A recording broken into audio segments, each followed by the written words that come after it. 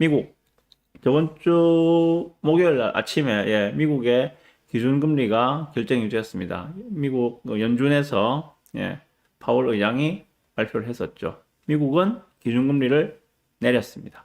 그 내용입니다. 보시죠. 자, 미국 연준이 9월과 10월에 이어서 다시 지금 12월입니다. 다시 기준금리를 낮췄습니다. 추이를 보시면 지금 이제 미국의 기준금리는 지금 5.5에서 4.5까지 내린 게 언제였는가 하면은 작년이었거든요. 그죠? 작년도에 5.5에서 4.5까지 급하게 지금 1%를 내렸습니다. 그러다가 올해 초부터는 거의 또 동결로 쭉 갔어요. 4.5로 쭉 가다가 9월 달에 한 번 내리고 10월 달에 한 번 내리고 다시 12월 달에 한 번 내려서 현재 미국의 기준금리는 3.75%가 되었습니다. 그러면은 대략 한 1년 반 정도 되는 요 사이클, 요 기간 안에, 미국은 기준금리를 지금, 얼마입니까? 1.75%를 내렸죠, 그죠? 1.75%를 내렸습니다. 예, 상당하죠. 자, 한국 같은 경우는 현재 기준금리가 2.5에서 계속 지금 동결로 오고 있습니다. 거의 계속 동결로 오고 있고, 올해 11월 달, 저번 달에도 동결을 시켰어요. 그래서 현재 한국과 미국의 한미 간 금리 차는 1.25%입니다. 요게 팩트입니다. 보시죠. 자, 한국은행이 현재 2.5%인 기준금리를 추가로 인하할 가능성은 여전히 불투명하다. 특히 연준도 향후 인하 속도를 낮출 가능성이 있어 한국은행의 기준금리 동결도 상당 기간 이어질 수 있다는 전망이 나온다. 여기 이 멘트에 저는 포커싱을 맞추고 좀 시장을 보셔야 되지 않겠는가라고 생각합니다. 자, 미국도 지금 어느 정도는 낮췄다는 생각이 들거든요. 1년 반 정도 되는 기간 안에 1.75%를 내렸고, 파월 의장이 한 이야기가 있죠. 현재 금리, 기준금리 3.75% 정도면은, 어느 정도 중립금리라 볼 수 있는 존 안에 들어온 것 같다. 그래서 이 상황에서 경제가 어떻게 움직이는지를 관찰할 필요가 있다. 라고 말하면서 향후의 금리 인하에는 좀 신중한 모습을 보였었거든요. 예. 그래서 뭐 지금 현재 시장의 예상은 내년에는 미국의 기준금리가 한 두 번 정도 내리지 않겠는가라고 현재 시장은 예상을 하고 있습니다. 자, 한국 같은 경우에는 기준금리가 2.5%로 아마 내년도 4월 달까지가 그 한국은행 이창용 총재 임기인데 그때까지는 그냥 쭉 가지 않겠는가라는 게 현재 시장의 관측입니다. 그래 보시면 될 것 같아요. 자, 그래서 8호 의장은 기준금리가 중립금리로 추정되는 범위 안에 있다. 기다리면서 지금부터 경제가 어떻게 진화하는지 지켜보기에 좋은 위치에 있다. 그래서 향후에는 인하 속도가 늦춰질 가능성도 시사를 했다라고 이야기를 하고 있습니다. 그래서 현재의 금리 수준을 고려할 때 내년 중 0.25%한 차례 정도 추가 금리 인하가 단행될 수 있다는 뜻이다. 현재 시장은 한 번 아니면 두 번 정도를 보고 있습니다. 자, 미국은 이제 연속적으로 기준금리 인하를 했는데 한국에서는 내외 금리 차, 환율 등 측면에서 한숨을 돌릴 여유가 생겼다. 왜? 한미 간의 금리 격차가 조금 더 줄어들었으니까. 조금 더 줄어들었으니까. 그러나 곧바로 원달러 환율 안정으로 이어지지 않을 수도 있다. 안정이 안 되고 있죠, 지금 환율이 지금. 정말 그 1,500원까지 뚫을 것 같아요. 보니까 기세가 지금 장난이 아닙니다. 그래서 현재 최근 환율 상승 요인의 70%가 그 수급이다라고 이야기했어요. 그만큼 달러를 원하는 수요가 많다. 달러를 필요한 수요가 많다. 그래서 그 달러가 원화 가치가 약세를 보이고 있다. 뭐 이런 식으로 지금 이야기를 하고 있습니다.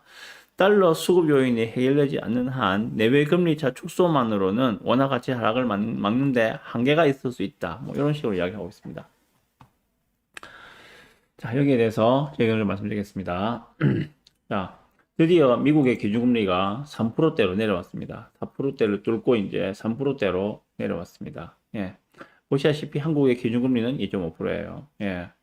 문제는 한국의 기준금리 2.5%가 문제가 아닙니다. 지금 문제는, 앞에서 제가 보여드렸지만은, 현재 한국의 시장금리입니다.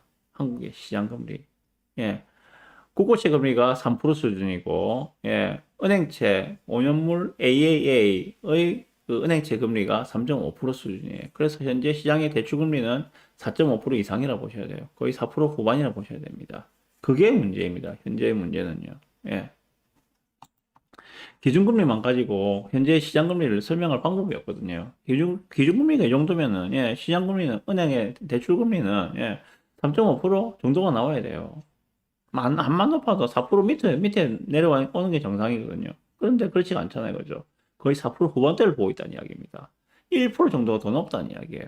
그 원인은 앞에서 말씀드렸듯이, 예, 한국의 국고채 금리가 너무 높다. 그게 원인이 기인한 것이고, 그 모든 시발점은 환율에 있지 않는가. 좀 이렇게 보시는 게 맞을 것 같아요. 자, 그러면.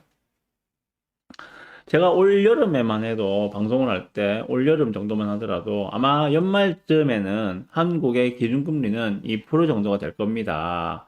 한국의 기준금리가 2% 정도가 된다는 이야기는 대출금리는 3% 초반 정도가 될 겁니다. 라고 생각을 하고 말씀을 드렸었어요. 그런데 한국의 기준금리는, 예, 변동 없이 그냥 계속 연말까지 이어지고 있고, 대출금리는 오히려 더 상승이 나왔죠. 예. 올해 여름보다도 지금 대출금리가 훨씬 더 높은 상황이에요. 그죠? 만약에, 현재의 대출금리 4% 후반대, 현재의 대출금리가 4% 후반대인데, 대출금리 4% 후반대에서는 그 매매가 상승이 강하게 이어지기는 어렵지 않겠는가라고 생각을 합니다. 만약에 대출금리가 5%를 넘고 5% 중반을 뚫고 올라선다면, 예, 매매가 하락도 각오를 하셔야 됩니다. 그럼 그렇게 말씀하시겠죠. 그러면은 지금이라도 내가 갖고 있는 부동산 다 팔아야 되는 겁니까? 아파트 파는 게 맞는 거예요. 예. 그거는 가정이잖아요. 그죠? 가정. 그렇게 될 수도 있고 안 될 수도 있어요. 거기에다가 부동산, 아파트 같은 경우에는 거래하는데 많은 시간과 많은 비용이 필요하잖아요. 그죠? 예, 그런 것도 감안하셔야 됩니다. 그래서 제가 드리는 말씀은 이미 보유하고 계신 분은 좀 보수적으로 대출이나 이런 부분을 관리하라고 말씀드리는 것들이고, 만약에 지금 현재 매수해야 할 포지션에 있으신 분이라면은, 예, 조금 더 추이를 지켜보셔도 되겠다. 이런 차원에서 말씀을 드리는 겁니다. 서두르실 필요는 지금은 좀 없는 것 같다. 이런 차원에서 말씀을 드리는 거예요. 현재 대출금리가 환율이 1,500원이 넘어가면은 대출금리가 5%가 넘어갈 확률이 저는 꽤 크다고 생각을 합니다. 그런데 그거는 아직 벌어지지 않은 일이기 때문에 알 수가 없는 것들이죠. 그죠? 자, 알 수가 없는 것을 중심에 두고 생각할 필요는 없다고 생각합니다. 우리가 알고 있는 것을 중심에 두고 향후 시장을 보고 시장을 예측하는 것이 맞지 않겠는가? 그럼 무엇을 중심에 두고 생각을 해야 되는가? 현재 부동산 시장을 볼 때 무엇을 중심에 두고 생각을 해야 되는가? 예, 알 수 없는 환율이나 알 수 없는 대출금리의 향방에 포커싱을 맞추고 시장을 보지 마시고 알 수 있는 걸 가지고 보시라. 단기간의 변수보다는 방향성을 보시고 좀 더 긴 호흡으로 시장을 보셨으면 좋겠다. 자, 제가 생각할 때 방향성을 결정하는 것은 두 가지라 생각을 합니다. 유동성과 공급 물량이거든요. 유동성과 공급 물량이 방향성을 정하는 큰 틀이라고 저는 생각을 하고 있습니다. 그리고 가격 수준과 전세가율이 타이밍을 결정하는 중요한 틀이라고 생각을 하고 있습니다. 현재 방향성을 볼 때는 유동성과 공급 물량만 보시면 된다. 자, 그러면 거기서 무엇을 중심으로 볼 것인가? 두 가지만 말씀드릴게요. 첫 번째입니다. 네. 부산 아파트 시장의 전세가가 내년에 오를 수 있는 상황인가? 예, 내년에 전망을 할 때 두 가지만 보시면 돼요. 하나, 첫 번째, 내년 전세가가 부산에서 오를 수 있는 상황인가? 전세가는 무엇과 관련이 있다고 말씀드렸습니까? 예, 공급 물량에 100% 반응한다고 말씀드렸습니다. 두 번째, 전세가가 오르면 매매가 상승으로 바로 연결될 수 있는 상황인가? 예를 들어서 그런 거예요. 전세가가 오름에도 불구하고 매매가가 오르지 않고 떨어지는 경우도 있습니다. 어디에서? 예, 서울 같은 경우에는 그런 경우가 있어요. 예를 들면 그런 거예요. 매매가가 10억짜리 집이에요. 그런데 전세가 2억이에요. 누가 집을 사겠습니까? 당연히 전세를 몰려가죠. 전세 가율이 지나치게 낮으면은, 예, 전세가가 올라도 매매가 상승이 나오지 않아요. 근데 부산 같은 경우에는 통상적으로 60%에서 65%대의 전세가율이 유지가 되는 상황입니다. 현재도 부산의 전세가율은 64% 수준입니다. 이런 상황이라면, 예, 전세가가 오르면 매매가 상승으로 바로 연결될 수 있는가? 자, 내년을 전망할 때 두 가지만 보시면 된다고 말씀드렸습니다. 첫 번째, 전세가가 오를 수 있는 상황인가? 두 번째, 전세가가 오르면 매매가 상승으로 바로 연결될 수 있는 상황인가? 자, 여기에 대해서, 이 물음에 대해서 답변을 생각해 보시고 매도 여부를 결정하시면 됩니다. 이 물음에 대해서 답변이 그렇다라고 생각하시면은 매수하시면 되는 것이고, 그렇지 않다라고 생각하시면은 매도를 하시면 되는 겁니다. 잘 생각해 보시는 남은 2주가 되었으면 좋겠습니다. 네, 이렇게 첫 번째 기사 하나 말씀드렸고요.